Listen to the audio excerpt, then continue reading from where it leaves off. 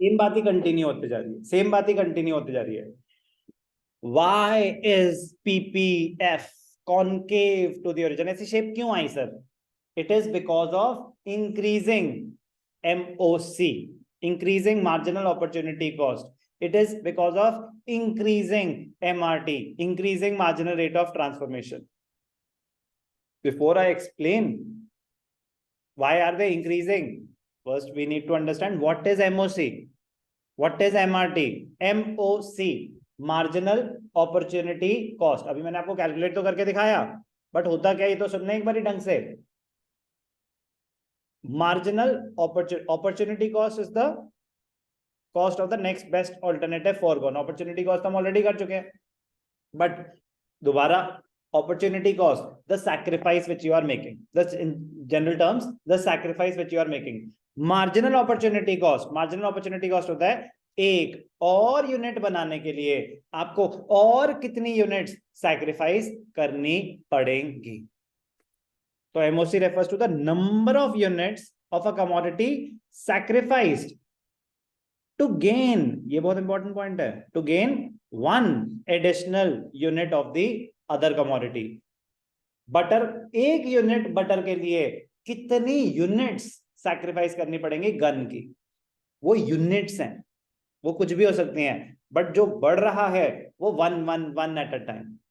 Marginal, एक और unit के लिए, एक एडिशनल यूनिट के लिए कितना सैक्रिफाइस करना पड़ेगा, that is marginal opportunity cost. Marginal opportunity cost ये नहीं बताता कि वो इंक्रीजिंग होगा या डिक्रीजिंग होगा. वो इंक्रीजिंग भी हो सकता है, वो डिक्रीजिंग भी हो सकता है, वो कांस्टेंट भी हो सकता है. That depends on the resources. Marginal opportunity cost बस ये बता रहा है कि it is the number of units of a commodity that are to be sacrificed for producing one more unit of the other commodity. तो जिसका बढ़ रहा है वो गुड एक्स है, और जो सैक्रिफाइस कर रहे हैं वो गुड वाई है. ओके, कोई doubt? In case of PPF, PPF के केस में MOC is always increasing.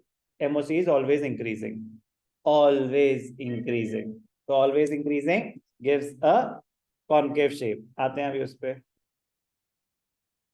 MOC is always increasing in case of PPF, that is more and more units of a commodity have to be sacrificed to gain an additional unit of the commodity.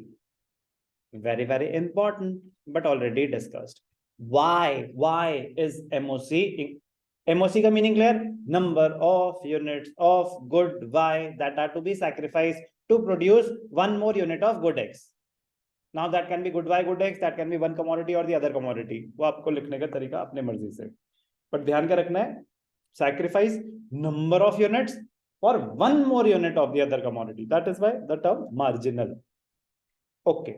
Why is it increasing? तो मैंने क्या बताया था कि जो assumption हमने ली थी ना, the resources are not equally efficient for the production of both the goods, उस पे based है ये. Increasing MOC operates because productivity and efficiency of factors of production decrease as they are shifted from one use to the other.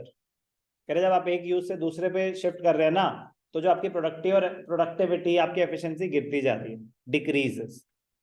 Let us understand with the help of an example. Suppose an economy produces only two goods, guns and butter. A worker is employed. A worker is employed in the production of guns. क्यों बना रहा होगा वो gun? क्योंकि वो उसके लिए suitable है. Because he is best suited for it. Now, खाना नहीं है. If an economy decides to reduce production of guns and increase the production of butter, then worker will be transferred to the production of butter. वो तो आपके पास option नहीं है, resources तो आपको शिफ्ट करने ही पड़ेंगे. However, he is not that efficient in the production of butter as he was in case of guns. As a result, his productivity in butter will be low. तो ये assumption 4 जो हमने पढ़ी थी, exactly यही concept है. दोबारा सुन लेते हैं. assumption 4 क्या पढ़ी थी हमने? assumption 4, the resources are not equally efficient in production of all the products. So when the resources are transferred from production of one good to the other, the productivity decreases. इसी पे ही based है सारा का सारा जो reason है behind increasing MOC। Okay, कोई doubt? Sir ये MRT क्या होता है? चलो